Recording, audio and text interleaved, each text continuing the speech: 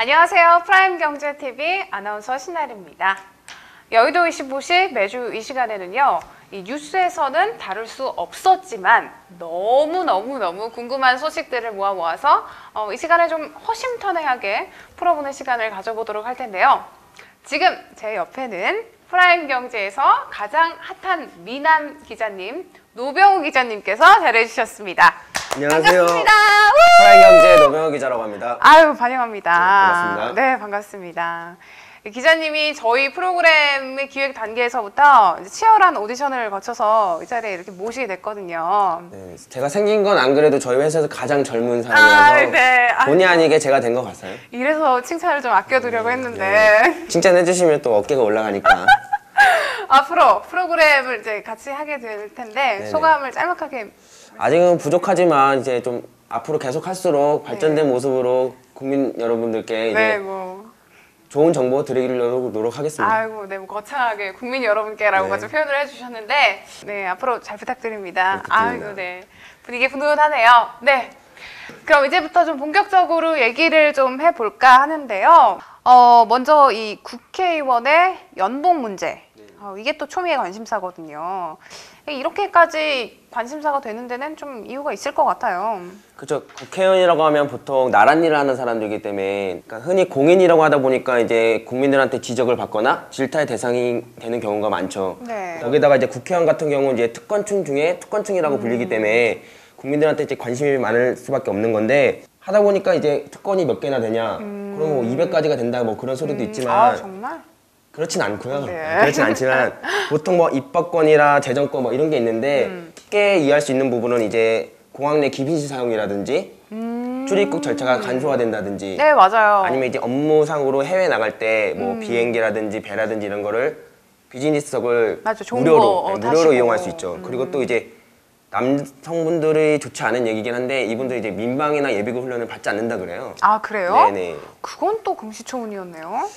그러니까 이렇게 표면적으로 뭔가 뭐 면제되거나 주어지는 가치들이 조금 많다 보니까 네네. 더 눈에 띄는 것 같아요. 국회의원이 그냥 톡 까놓고 여기서 뭐 얼마나 왔습니까? 이렇게 많은 사람들이 뭐 의심하고 질타를 하다 보니까 최근에 그 국회 사무처에서 국회의원의 월급을 공개했어요, 연봉을. 걔네가 발표한 걸 보면 국회의원은 연간 이제 1억 3,796만 원을 받는다고 하네요. 1억 3천 정도? 네네. 크게 두 가지로 항목이 나눠지는데요. 고정수당하고 회기 중간에만 지급되는 이제 특별활동비라든지 특정 시기에만 지급되는 이제 비고정수당이 포함되어 있는 가격인 거죠. 그러면 고정수당에 알파 이렇게 열거된다고 네네네. 보면 좀 이해가 쉽겠네요. 그러면은 우리는 이런데 뭐 비고정이 어떻고 뭐 정기고금이 어느 정도 받고 하는데 이게 제대로 비교가 되려면 다른 나라의 실정도 조금 알아볼 필요가 있겠어요. 그 지난 8월 국회 입법조사처에서 주요 5개국 화폐 그런 걸 따져서 네. 국회의원들 연봉을 공개했는데요. 네, 궁금하다 이거. 미국이 1억 8천 정도로 제일 많이 받고 1억 8천. 그다음에 이제 영국이 1억 1천 그다음에 프랑스가 1억 2천 독일이 1억 4천 일본이 1억 6천 등 이런 식으로 우리랑 비슷한 수준을 받고 있다고 해요. 그러니까 아까 말씀하신 거대로라면 1억 3천이면은 뭐 중간 정도. 네, 중간 정도죠. 네. 그러면은 비슷한 건가요? 아닌가요? 근데 이제 화폐 가치라든지 물가가 우리나라가 다른 나라보다 조금 높다고 하네요. 그러니까 그쵸. 그런 거 따지고 보면 우리나라가 이제 조금 네네. 과한 편이라는 시각이 뭐 있을 수도 있겠다. 네네. 이해가 가네요. 국회의원의 연봉이 어떠냐는 늘 도마 위의 문제긴 한데 이게 사실 어떻게 투명하게 쓰이겠다라고 오픈된 지도 얼마 안 됐고 그리고 그동안 너무나 당연하게 쓰여진 돈들도 사실 많았고 네네. 해서 조금 더 두고 봐야 할 문제가 아닐까 좀 생각이 되네요. 다른 얘기를 좀 해볼까요? 뭐 비슷한 얘기일 수도 있는데요. 그 최근에 감시자들이라는 영화를 끝낸 정우성 씨가 네네. 영화 개봉을 앞두고 삼성동에 있는 라테라스라는 빌라를 분양받아서 화제가 되었던 적이 있었거든요. 네네. 근데 이 라테라스라는 삼성동 빌라가 지하 3층부터 지상 16층까지 설계된 단독주택인데 매매가가 글쎄 40에서 50억 원을 웃돈다고 합니다. 그럴 수밖에 없는 게 네. 16층짜리인데 18가구밖에 안 산다 그래요. 그러니까 전층을 그냥 쓰시는 네. 거네요.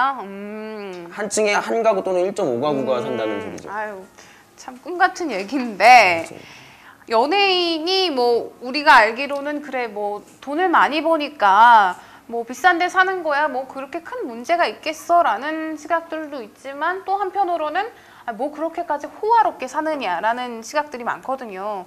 제가 알만한 동네만 하더라도 유엔빌리지, 뭐 네네. 일산의 뭐 주택단지 이런 데 가보면은 그냥 벤이 그냥 쫙 깔렸고 막 성처럼 막 그냥 보안이 철저하고 막 누가 봐도 이거는 연예인 동네다, 연예인 빌라다 이런 게 좀 눈에 띄일 때가 있는데 꼭 이렇게까지 해야 하는 이유가 있을까요? 보통 연예인이나 유명 기업인들이 그렇게 고급 주택을 선호하는 이유는 사생활 보호 때문이에요. 사생활 보호.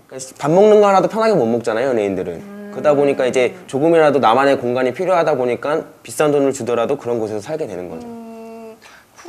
근데 그렇게 말씀하시면은 곧 그 많은 돈이 사생활 보호 비용이라고 해도 과언이 아니라는 건데 네네. 사생활 보호 비용이라기에는 너무 숫자들이 천문학적이니까 그렇게까지 보안이 삼엄해야 할 필요성이 있나라고 생각이 들기도 하거든요. 요즘은 더욱이 SNS가 많이 발달되어 있잖아요. 네. 지나가다가 이제 아파트 같은 경우 연예인이 뭐 파자마 차림으로 쓰레기를 버려왔다. 네. 그럼 그걸 사진 찍어서 나 누구 봤다. 이렇게 올라오다 보니까 조금이라도 자기만의 공간, 남의 시선을 더 의식할 수 있는 공간이 필요로 하다 보니까 연예인들이 돈을 많이 주더라도 그런 것을 더 선호할 수밖에 없는 상황인 거죠. 구조적인 문제도 그래요. 네네. 이해는 가요. 한편으로는 또. 기자님 혹시 연예인 취재하시면서 집에 가보신 적 있으세요? 여배우나 여자 연예인 집을 가고 싶은데 현실적으로 불가능하니까 언젠가 꼭 안타까울 따름이죠. 예, 지금. 언젠가 꼭 가보시길 바랍니다. 네. 죽기 전에라도 한 번이라도 갔으면 큰일 좋겠습니다. 났습니다. 네. 네, 그런데 실제로 저도 들었어요. 너무 경비가 삼엄해서 택배를 하나 배달하는 거조차 수월하지가 않다라는 그렇죠. 얘기들이 있는데 그렇게까지 해서 사생활 보호 비용을 투자할 만큼 이 사생팬이라던가 아니면은 뭐 파파라치라던가 이런 게 조금 심각한 수준일까라는 생각도 들거든요. 극심한 팬들이 있다 그래요. 뭐 예를 들어 화장실을 갔는데 따라 들어온다든지 뭐 방송국에 가서 화장실을 볼일을 보고 있는데 남자 화장실인데도 불구하고 이런 대변 보는 극한에서 이제 건너편을 본다든지 이런 좀 경우가 있다고 무섭겠다 그래요. 그거는. 최근에는 엑소라는 아이돌이 인기가 많잖아요. 네. 그 친구들은 이제 교대로 돌아가면서 문을 지킨다 그래요. 화장실 문을. 그러니까 지켜주는 거야? 네, 팬들이 들어올까 봐. 좀 좋아.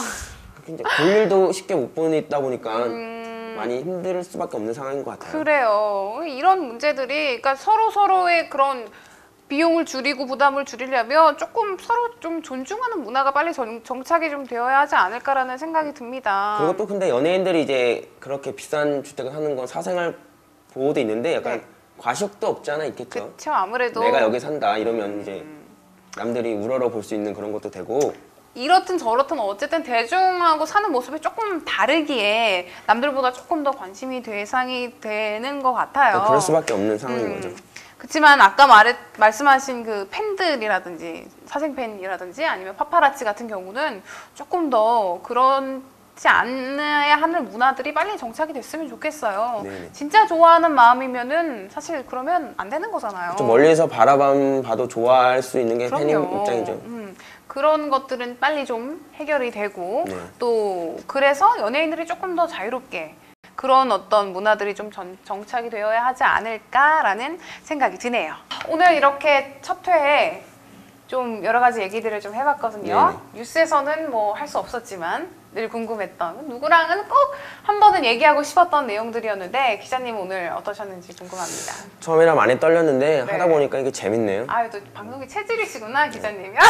피가 흐르고 있나 봐요. 앞으로 많은 기대를 하겠습니다. 네. 잘 부탁드립니다.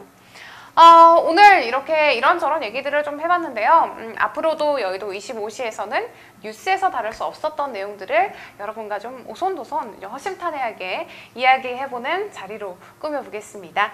기대 많이 해주시고요. 저희는 다음 주에 다시 뵙겠습니다. 시청해주신 여러분 고맙습니다.